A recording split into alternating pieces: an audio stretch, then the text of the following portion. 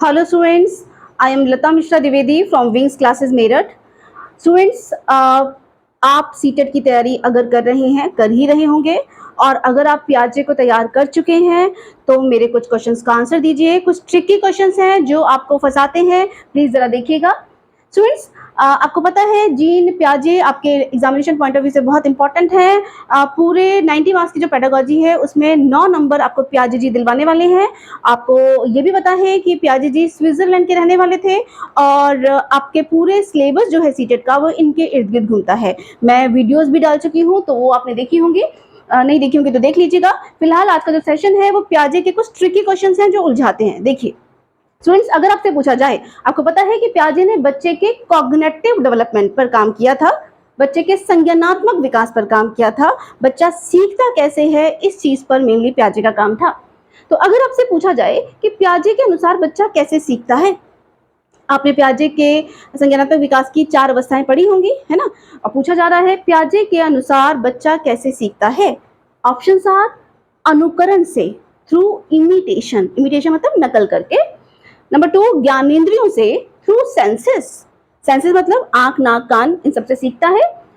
Number 3 is तार्किक रूप से चिंतन करके, thinking in a logical manner, ऐसे भी सीखता है। अगर आपने पियाजे की थ्योरी कर ली है तभी आप इसको समझ पा रहे होंगे।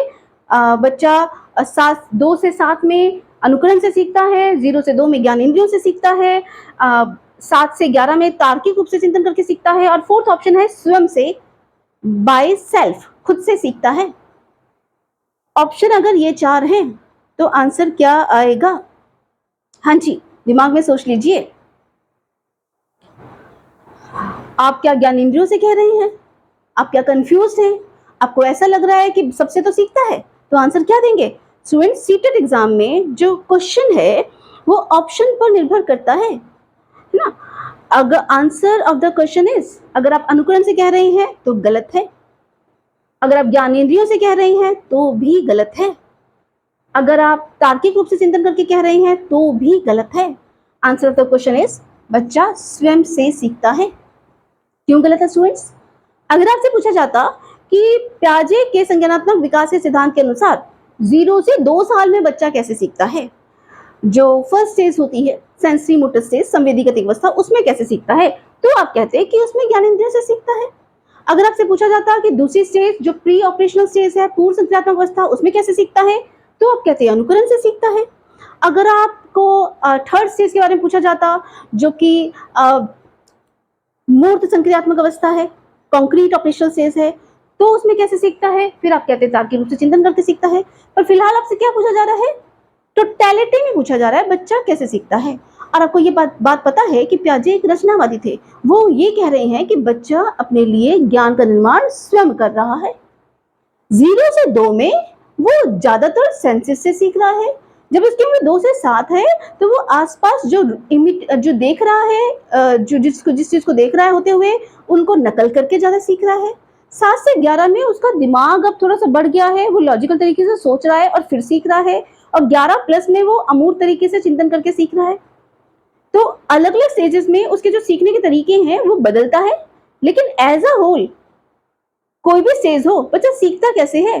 किसी के सिखाने से नहीं सीखता, वो अपने लिए ज्ञान का निर्माण स्वयं करता है।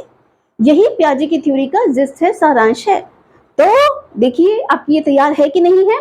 फिलहाल आंसर होगा बच्चा स्वयं से सीखता है। अच्छा, अगर यहाँ पे ऑप्शन में ये चेंज कर दूं और ये बोलो ऑल द अबव, बच्चा सबसे सीखता है, तो आप ये दे सकते थे, है ना। फिर हमारे पास ऑप्शन हो गया भाई, एक एज में इससे सीखता है, एक में इससे सीखता है, एक में इससे सीखता है, तो answer all the above is okay, है ना।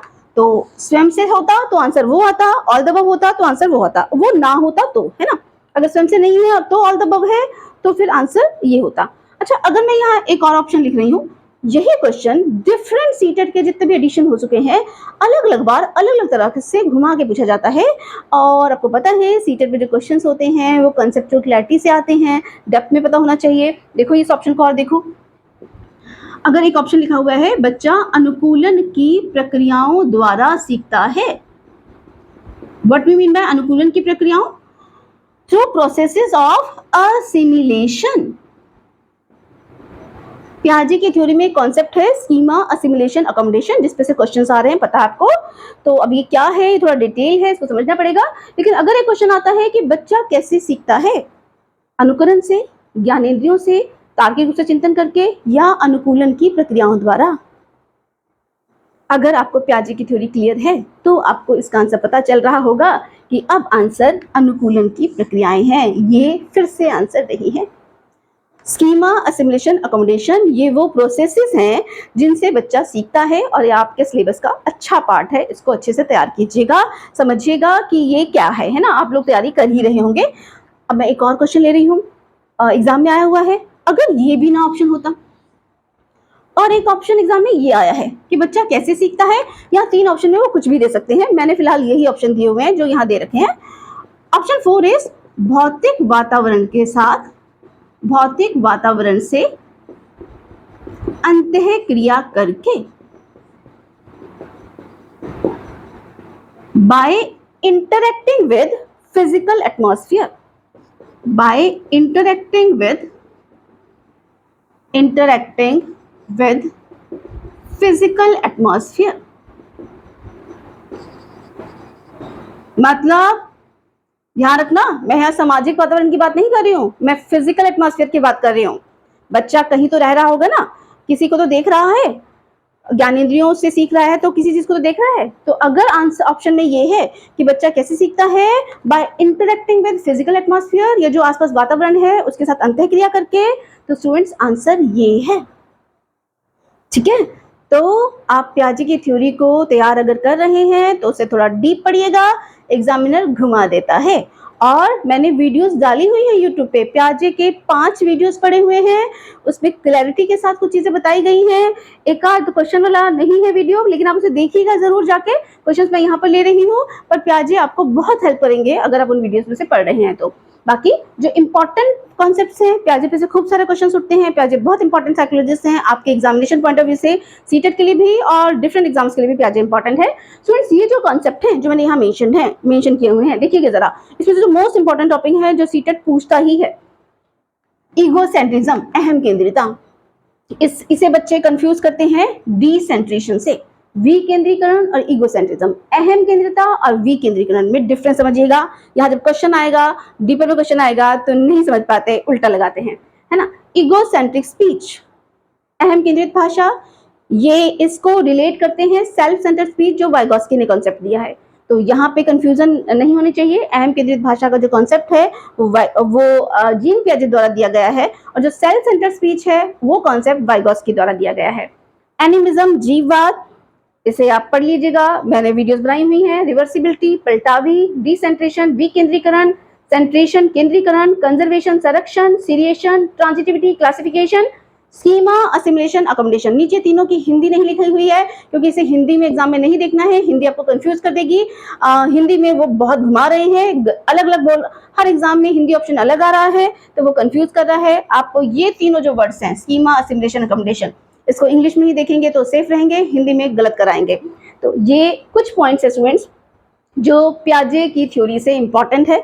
पियाजे की थ्योरी अपने आप में पूरी इंपॉर्टेंट है, इसको पूरे को अच्छे से स्टडी करना चाहिए। और मैं आपको ये जरूर बताऊंगी क्योंकि आपके लिए बहुत इंपॉर्टेंट है स्टूडेंट्स, आपके सिलेबस में जो पियाजे की थ्योरी है उसका जो नाम है, जो टॉपिक दिया हुआ है वो है critical perspective of Piaget's cognitive theory of development. पियाजे के संज्ञानात्मक विकास के सिद्धांत का आलोचनात्मक परिप्रेक्ष्य। यानी क्वेश्चन जो एग्जामिनर अगर ढंग से पेपर बनाता है तो क्वेश्चन जो उठाएगा वो पियाजे की थ्योरी से कम, और पियाजे की थ्योरी की जिन बातों पे आलोचना की गई है, पियाजे की थ्योरी की कहाँ ऐसी चीजें हैं जिसमें बहुत सुधार की जरूरत थी या जो उसने नहीं किया। जैसे पियाजे ने बच्चे के दिमाग के विकास में समाज की भूमिका को इग्नोर कर दिया। पूरी वीडियो है, उसमें सारे नेगेटिव पॉइंट्स बताए हुए हैं। क्वेश्चन आएगा पियाजे के संज्ञानात्मक विकास के सिद्धांत की इनमें से सबसे बड़ी कमी क्या है। तो पहले तो पियाजे की थ्योरी पता हो, फिर उसकी कमियां पता हो, उसके बाद उन कमियों में से भी सबसे बड़ी हम माने किसे। पियाजे ने बच्चे के विकास में समाज की भूमिका को नजरअंदाज कर दिया, ये बड़ी कमी मानी जाए, या पियाजे ने बच्चे के विकास में भाषा की भूमिका को नजरअंदाज कर दिया, या पियाजे की थ्योरी केवल एक बायोलॉजिकल थ्योरी है, जैविक सिद्धांत है। इन्होंने बच्चे बायोलॉजिकल थ्योरी है और किसी चीज की बात नहीं की, ये और फर्स्ट रिलेट हो गया। चलो फोर्थ पॉइंट आप ये ले सकते हो कि पियाजे ने केवल अपने ही बच्चों पर रिसर्च करके थ्योरी दे दी है। कोई भी थ्योरी देने के लिए सैंपल सही होना चाहिए, अपने अपने बच्चों पर रिसर्च करके थ्योरीज को नहीं दिया जा सकता है, ये पॉइंट हो सकता है। अगर पूछा जाए कि पियाजे के संज्ञानात्मक विकास के सिद्धांत की इनमें से जो बड़ी वाली आलोचना है वो क्या है, तो आपको पता होना चाहिए, ठीक है। या आपसे पूछा जाए कि हम स्कूल्स में किसकी थ्योरी को ज्यादा अप्लाई करते हैं, पियाजे की थ्योरी ज्यादा एप्लीकेबल है या वाइगॉस्की की, कॉन्टेक्स्ट में, सिचुएशन में, संदर्भ में, इनमें से कौन सी थ्योरी, टीचर्स कौन सी थ्योरी में टीचर्स का रोल है, टीचर्स का रोल ज्यादा है, या कौन सी थ्योरी टीचर्स क्लास में यूज कर पा रहे हैं, पियाजे की, वाइगॉस्की की, क्योंकि पियाजे इंपॉर्टेंट है इसलिए पियाजे की होगी, या ये वाइगॉस्की की थ्योरी ही हम अप्लाई कर पा रहे हैं। स्टूडेंट्स, ये वो चीजें हैं जिन पे आपको तैयारी करनी है। फिलहाल मेरी जो सीरीज चल रही है, ये जो ट्विस्टेड क्वेश्चंस आते हैं, ये उसके लिए चला रही हूँ। अगर आपके कोई भी क्वेश्चंस हो, संडे के लाइव सेशन में जुड़ जाइएगा और आप नीचे यूट्यूब पे कमेंट बॉक्स में क्वेश्चन भेज सकते हैं, मैं उन सभी क्वेश्चंस को लेने की कोशिश करूंगी। Thank you students, thank you so much.